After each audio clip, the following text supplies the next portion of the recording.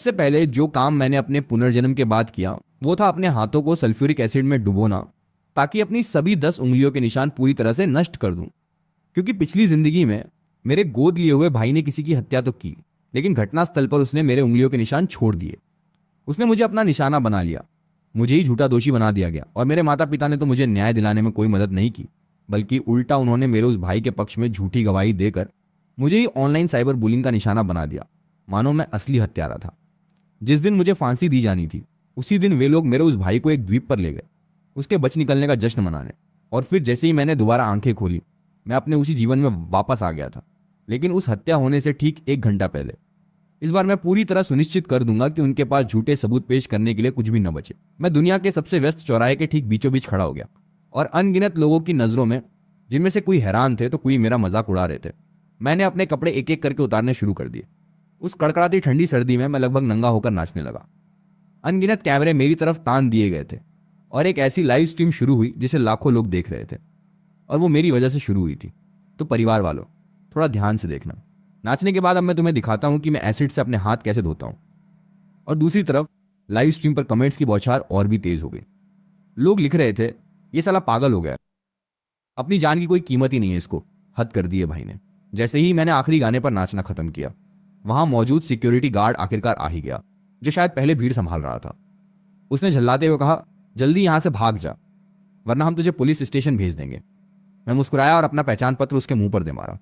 मैंने कहा, मेरा नाम सो युन है, मेरे पिता सो सेंजू हैं, जो सो ग्रुप के मालिक हैं। मेरी माँ इनानंग नाम की डांसर हैं, और मेरा छोटा भाई है कैंपस का चहेता सो सुसी। तुम पुलिस बुला सकते हो, तुम उनसे संपर्क कर सकते हो। ये कहते हुए मैंने अपने पैरों के पास रखा वो सल्फ्यूरिक एसिड का डिब्बा उठा लिया। मुझे एसिड का ढक्कन खोलते देख वो गार्ड इतना डर गया कि ठीक से बात ही नहीं कर पा रहा था। वो बोला, तू क्या करने जा रहा है? अगर तूने किसी को नुकसान पहुंचाने की कोशिश की तो तुझे सीधा जेल होगी। पर मैंने उसकी तरफ ध्यान ही नहीं दिया। मैंने सीधा जमीन पर एसिड उंडेल दिया और फिर अपने दोनों हाथ उस पर रख दिए। मेरी त्वचा तेजाब से जलने लगी और हवा में मांस जलने जैसी एक बदबू फैल गई। दर्द इतना असहनीय था कि मुझे ठंडे ठंडे पसीने आ गए और मैं लगभग बेहोश ही हो गया था। लेकिन मेरे दिल की उस तसल्ली ने मुझे फिर से खड़े होने की ताकत दे दी। तब तक सारी भीड़ वहां से 3 मीटर पीछे हट चुकी थी। मैं अपने सबसे करीब वाले शख्स के पास गया जो लाइव स्ट्रीम कर रहा था, और उसके कैमरे के सामने अपने खून से सनी हुई हथेलियां दिखा दी।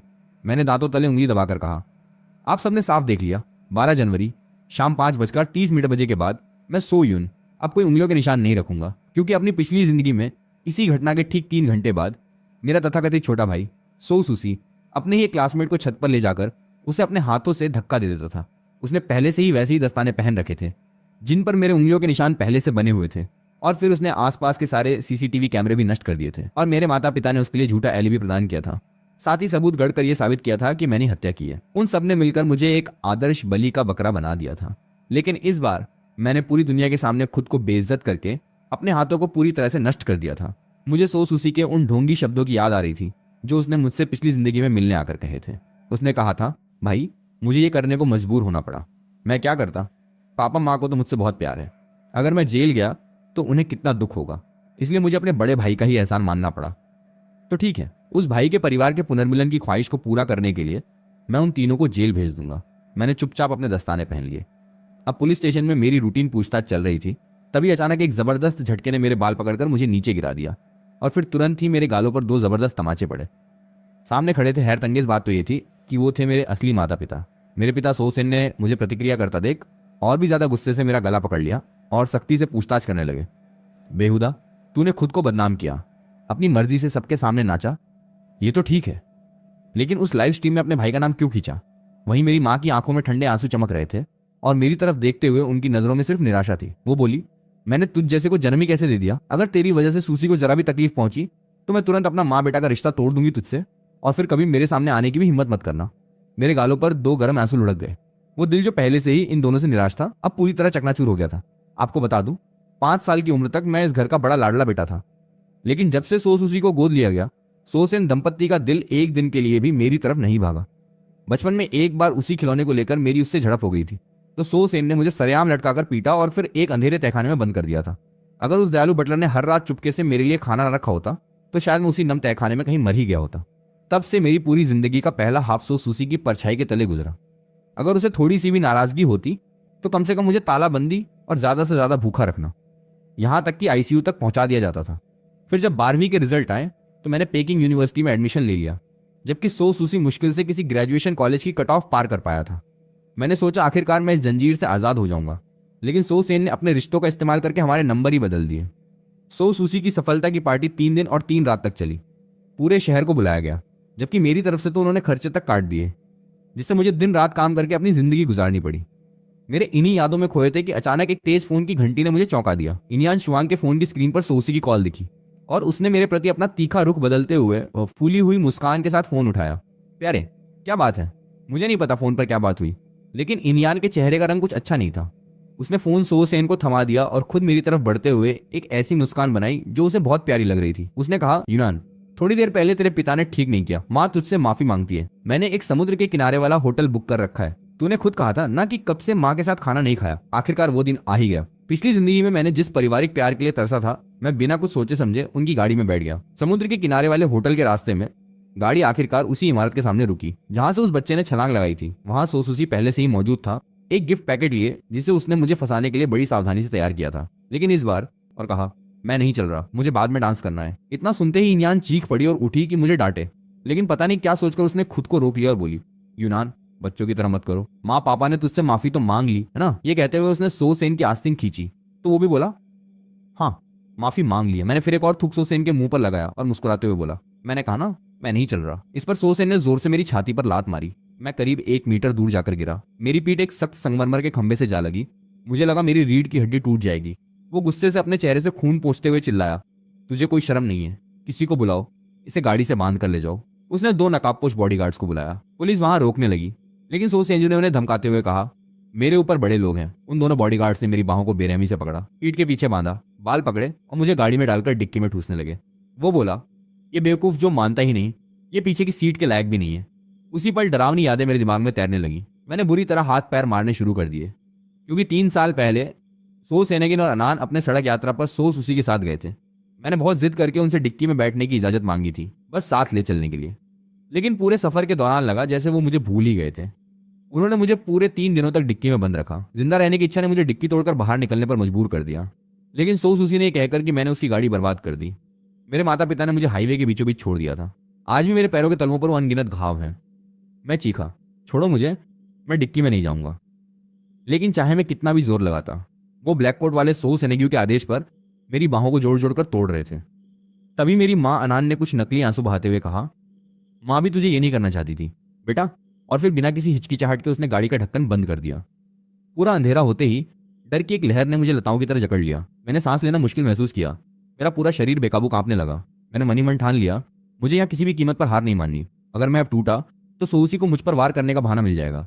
मैंने अपने दांतों को पीस कर अपनी जीभ को जोर से काटा, जब तक कि मेरे मुंह में खून नहीं फैल गया। पता नहीं कितनी देर बीती, आखिरकार गाड़ी का ढक्कन उठा। रोशनी की एक किरण ने मेरी पलकों को छुआ। वहां सोसूसी हाथ पर हाथ रखे ऊपर से मेरी तरफ देख रहा था। क्या हाल बना लिए भाई? उसके इशारे पर बॉडीगार्ड्स ने मुझे बेरहमी से जमीन पर पटका और उसने अपने चमड़े के जूते से मेरे हाथ को कुचलना शुरू कर दिया। वो बोला, अगर तुम मेरे लिए अभी थोड़े भी काम के नहीं होते तो मैं इस कचरे से मिलता ही क्यों? इसके हाथ पीछे बांधो और ये कपड़े पहनाओ।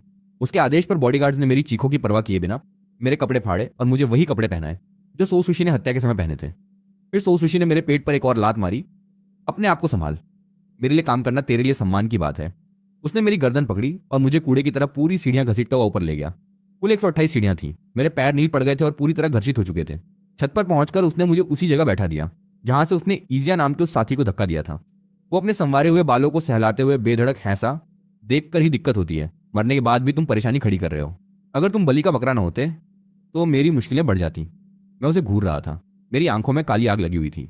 मैं बोला, सो सुसी, तुम्हें पछताना पड़ेगा। उसने लापरवाही से एक नजर मुझ पर डाली।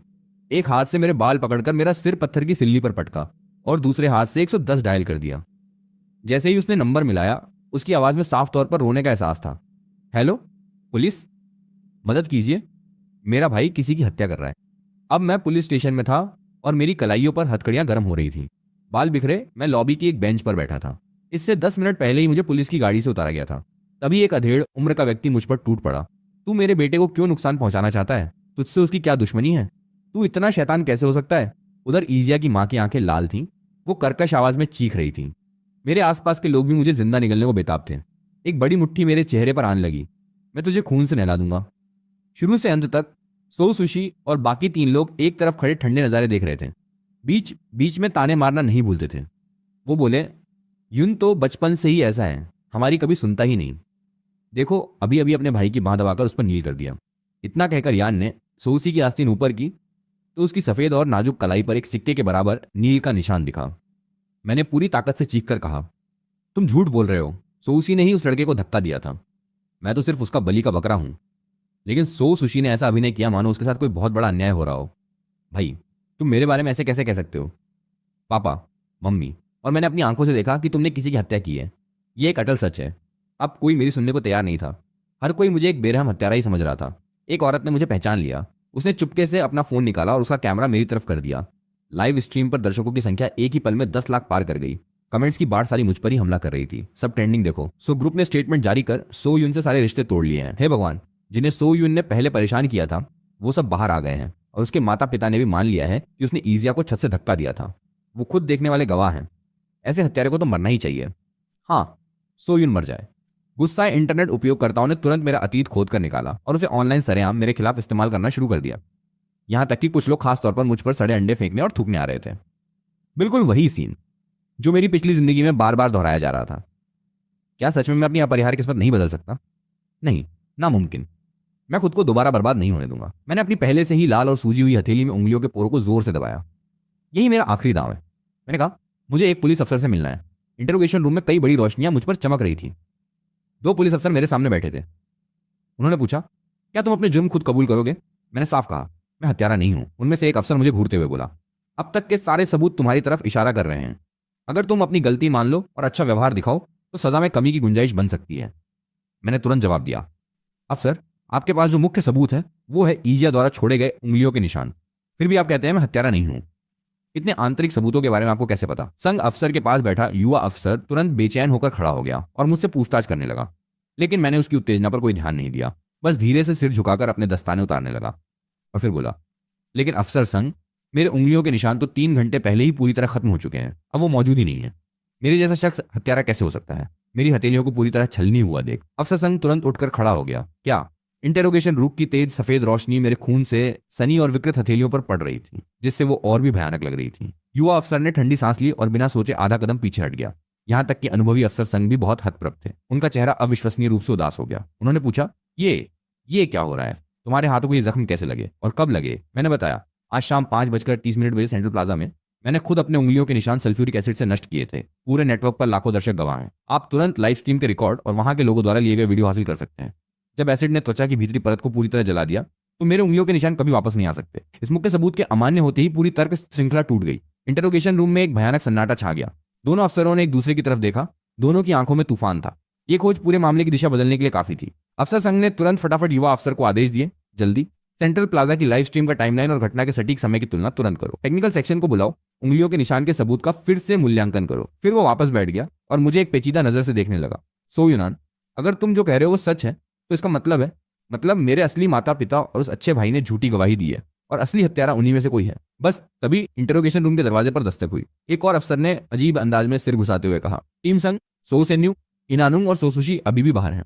वो बहुत उत्तेजित हैं। वो जल्द से जल्द हमें सजा देने की जिद कर रहे हैं और कहते हैं कि वो पीड़ितों के परिवारों की ओर से कड़ी सजा की मांग करना चाहते हैं। अफसर संघ बोले, ये तो बिल्कुल सही समय पर आए हैं। उन्हें अलग अलग इंटरोगेशन रूम में भेज दो और मेरी इजाजत के बिना कोई भी यहां से नहीं जाएगा। ये कहकर वो मेरी तरफ मुड़े, थोड़ा नरम हुए, लेकिन फिर भी पूछताछ भरी नजर से बोले, सो यून, हम तुम्हारी कई बातों की तुरंत जांच कराएंगे, लेकिन जब तक सच्चाई सामने नहीं आती तुम अब भी मुख्य संदिग्ध हो। तुम्हें हमारी पुलिस जांच में सहयोग करना होगा। मैंने कहा, मैं अपनी शारीरिक स्थिति का पूरी प्रक्रिया के दौरान रिकॉर्ड और इलाज मांगता हूं। अफसर संघ तुरंत मान गए। दूसरी तरफ सो परिवार के तीनों सदस्यों को अलग अलग कमरों में ले जाया गया। सो सुसी अफसरों से कह रहा था, साफ सबूत हैं, उस कुख्यात बेटे ने भी अपनी हरकतें मान ली हैं। आप किस बात की जांच कर रहे हैं? उसने हमारे पूरे परिवार को शर्मसार कर दिया है। माता पिता कह रहे थे हम उसे सही तरह से पाल नहीं पाए, यही वजह है कि उसने इतना घिनौना काम किया। हम पीड़ितों के परिवारों को भरपूर मुआवजा देने की पूरी कोशिश करेंगे, लेकिन हर अफसर की ओर से एक ही जवाब था, मामला अभी जांच के दायरे में है। कृपया धैर्य रखें और जांच में सहयोग करें। धीरे धीरे समय बीतता गया, यहां तक कि अनियान को भी कुछ गड़बड़ दिखने लगी। उसने पूछा, अफसर, आप लोग क्या कहना चाहते हैं? हम तो गवाह हैं, संदिग्ध नहीं। क्या आपको हमें बंद करने का अधिकार है? हर बार जवाब था, कृपया धैर्य रखें। पुलिस की कार्यकुशलता बहुत तेज थी। सेंट्रल प्लाजा की लाइव स्ट्रीम, अनगिनत लोगों के मोबाइल स्क्रीन रिकॉर्डिंग्स और चश्मदीदों के बयान जल्दी से जमा कर लिए गए और सही समय भी निकाल लिया गया। यानी शाम 5:30 पर मैं प्लाजा में था, जबकि फोरेंसिक ने प्रारंभिक तौर पर अनुमान लगाया कि ईजिया परिवार की मौत शाम 8:30 के आसपास हुई। साथ ही फोरेंसिक ने मेरे हाथों की जांच की और पुष्टि की कि ये हाल ही में जहरीले रसायनों से जले हैं, त्वचा के ऊतक बुरी तरह क्षतिग्रस्त हैं और चोट लगने के बाद कोई वैध उंगलियों के निशान नहीं बन सकते। वहीं टेक्निकल डिपार्टमेंट ने घटनास्थल से लिए गए मेरे उंगलियों के निशानों का गहराई से दोबारा विश्लेषण किया। उत्तर जल्दी आ गया। निशान का पैटर्न असामान्य रूप से साफ और सस्ता था। उसमें दबाव के सामान्य बदलाव और त्वचा की बनावट की प्राकृतिक विकृति का अभाव था, जो कि किसी फिल्म या मोल्ड के द्वारा ट्रांसफर किए गए निशानों के लक्षण थे। सारे सबूत एक हैरान करने वाली साजिश की तरफ इशारा करने लगे। अफसर संघ ने प्रारंभिक सारांश रिपोर्ट देखी। उन्होंने अपने करियर में अनगिनत अपराध देखे थे, लेकिन पारिवारिक रिश्तों की इतनी दुष्टता और अपने ही बेटे और भाई को फंसाने की यह साजिश उन्हें भी ठंड लगने पर मजबूर कर रही थी। उन्होंने तुरंत आदेश दिया, सो सुसी पर पूरा ध्यान देकर पूछताछ करो और सर्च वारंट लाओ। सो परिवार के घर और सो सुसी के निजी सामानों की तलाशी लो। उंगलियों के नकली निशान बनाने के लिए इस्तेमाल किए गए संभावित सामान और औजारों को खोजो। इंटरोगेशन रूम अब सो सुसी के लिए बदल चुका था। पुलिस की अचानक दबंग पूछताछ और एक के बाद एक अकाट्य सबूतों के सामने उसकी मानसिक दीवारें टूटने लगी। उसने कभी सोचा भी नहीं था कि उसकी सोची समझी फंसाने वाली योजना इस तरह बेनकाब हो जाएगी, और उसने तो ये भी नहीं सोचा था कि इससे पहले ही मैं अपने उंगलियों के निशान खुद नष्ट कर दूंगा, जिससे उसकी सारी मेहनत बेकार हो जाएगी। वो हकलाते हुए बोला, मैं नहीं जानता आप किस बारे में बात कर रहे हैं। निशान सो यूनसन के हैं, मेरे माता पिता ने देखा था। अफसरों ने सख्ती से कहा, सो जूनोन के निशान घटना से पहले ही स्थायी रूप से नष्ट कर दिए गए थे। घटनास्थल पर छोड़े गए निशान एक मोड़ से ट्रांसफर किए गए थे। क्या तुम अभी भी सच नहीं बोलोगे? नकली निशान बनाकर किसी को फंसाना एक गंभीर अपराध है, साथ ही जानबूझकर हत्या का आरोप। तुम्हें अंजाम का पता है? तब सो सुसी चीखा, मैंने किसी की हत्या नहीं की, मैंने उसे धक्का नहीं दिया। वो खुद ही फिसल कर गिर गया। बात निकलते ही उसे एहसास हो गया कि उसने क्या कह दिया। उसका चेहरा रुई की तरह सफेद हो गया। वो बुदबुदाया, अरे नहीं। अफसरों ने तुरंत दबाया, तुमने कहा था कि तुमने अपनी आंखों से सो यूनसन को किसी को धक्का देते देखा था। अब कैसे खुद गिर गया? क्या तुम घटना के समय वहां मौजूद थे? तुम और पीड़ित के बीच क्या हुआ था? इतने जबरदस्त दबाव और डर में सो सुसी का दिमाग पूरी तरह बिखर गया। वो रोते बिलखते हुए कबूल करने लगा, मेरी ईजिया परिवार से कहासुनी हो गई थी। उसने मेरा अपमान किया। मैं गुस्से में आ गया और उसे धक्का दे दिया। मैं सच में उसे मारना नहीं चाहता था। मुझे नहीं पता वो कैसे गिर गया। निशान तो पहले से तैयार किए गए थे। उसमें मेरी माँ ने मेरी मदद की थी। उसने कहा था, अगर कुछ गड़बड़ हो जाए तो सो यूनसन हमारे काम आ जाएगा। उसके नंबर तो अच्छे हैं, वो भविष्य में कुछ कर लेगा। अगर तू बर्बाद हुआ तो मेरी तेरे बाप की सारी मेहनत बेकार हो जाएगी। हाँ, मेरे माता पिता सब जानते हैं। उन्होंने ही मुझे ये सब सिखाया था। उन्होंने कहा था कि हम कहेंगे कि सो यूनान ने किया है और वो मेरे लिए गवाही देंगे। आप जाकर उन्हें गिरफ्तार कर सकते हैं। उन्होंने ही मुझे ये सब सिखाया है। मैं अकेला हूँ, आप मुझे गिरफ्तार नहीं कर सकते। रिकॉर्डर ने उसके हर शब्द को साफ दर्ज कर लिया। दरवाजे के बाहर खड़े पुलिस वाले हैरान थे। उनके चेहरे पर घृणा और गुस्सा दोनों साफ दिख रहे थे।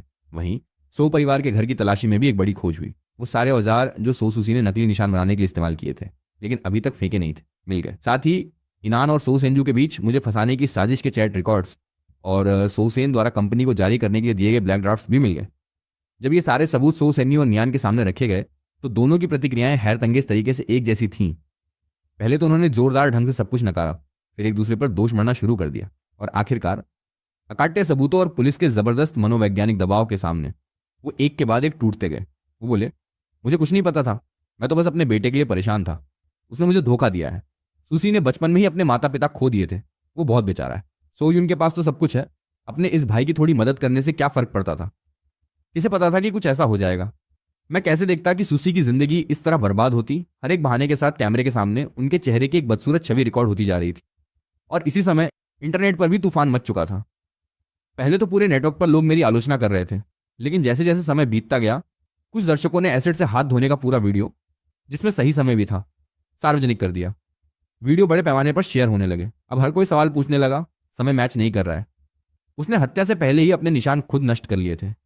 ये हाथ के जख्म इतने गंभीर हैं, इससे उंगलियों के निशान बन ही नहीं सकते।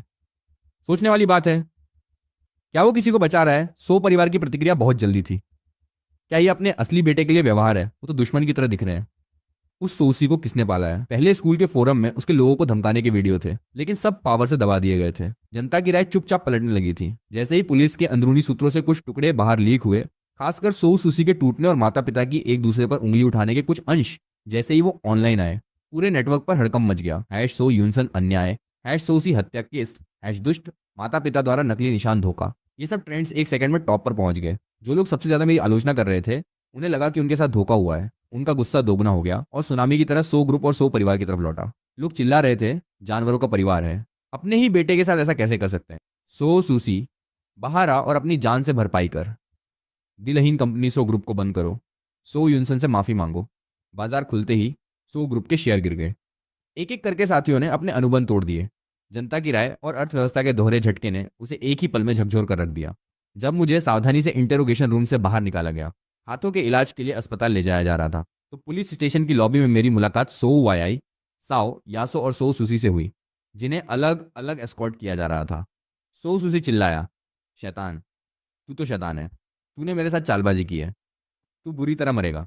लेकिन मैंने मन ही मन कहा, लेकिन अब जो मरने वाला है वो तू है जुन। मेरी माँ चीखी, अपने भाई को बचा, वो बचपन से ही माँ बाप के बिना है, उसकी किस्मत पहले ही बहुत खराब है, अब उसे जेल भी जाना पड़ेगा। जा, ई परिवार के माँ बाप से गिड़गिड़ा, उनके पैर पड़, भले ही वो तुझे मरने को कहें, तू मर जा। लेकिन सुसी को बचा। मैं मुस्कुराया और बोला, जी मेरी प्यारी और दयालु माँ, तुम्हें तो सो पिता के नाजायज बेटे को पालना बहुत पसंद है। सो सुसी, वो सो सैनिक और किसी औरत का नाजायज बेटा है। ये सुनते ही इनियान चिल्लाई, सुसी मेरा नाजायज बेटा नहीं है, इस राक्षस की बकवास मत सुन। हाँ, मैं पापा का नाजायज बेटा हूँ। कितनी बेवकूफ़ हो तुम, 20 साल से मेरे पिता के बेटे को पाल रही हो और हर वक्त अपने ही बेटे के खिलाफ काम करती हो। कितनी बेवकूफ़ी है। ये सुनते ही इनियान दिल तोड़ने वाली चीख के साथ सो सेंजू पर टूट पड़ी और उसके साथ झगड़ने लगी।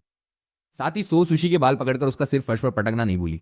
उनकी मारपीट खत्म होने के बाद मैंने सो सुशी और बाकी दोनों के कान में फुसफुसाया, पता है मैंने पहले ही अपने निशान क्यों नष्ट कर दिए थे? क्योंकि मुझ में एक मर्दाना भूत सवार है जो 2 जन्मों की नफरत लेकर आया है, खासतौर पर तुम्हारी 3 बेकार जाने लेने के लिए।